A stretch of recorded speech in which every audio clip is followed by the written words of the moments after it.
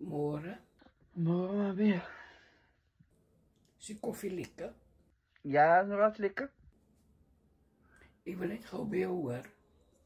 Onthou jy wat ons twee ooreengekom het? Ek het nog net een keer bewysstuk gesien van die storie wat jy my gespin het. Waarom praat mami? Hoekom praat mami nou so skielik in rympies? Die hempes, Angela, jy het gesê, mami stop hempes. Jy gaan vir mami elke maand minder gee op jy stems. Nou, ek het nog net een keer hy stemboekje gesien.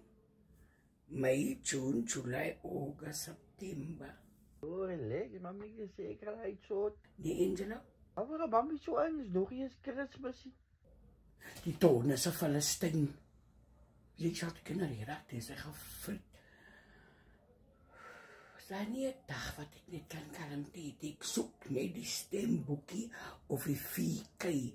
Klaar. Hy boek is op 'n veilige plek. Dink jy mami het dit nou nodig? Nee, ek soek die boekie, Angelo. Jy het gesê, jy gaan nie vir mami weet, die CLA het by jullie. Ne? Jy weet wat ek met sy swats gemaak het. Laat ek het met jou doen nie. Ek soek hy bewysstuk. Ek soek die stemboekie.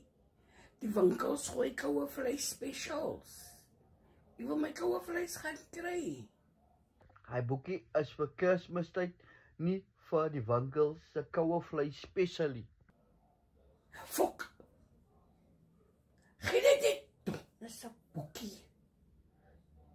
Die lang stories. Nee, Angelo, ek loop nou en as ek terugkom vanmiddag, dan soek ek 'n stemboekie asseblief.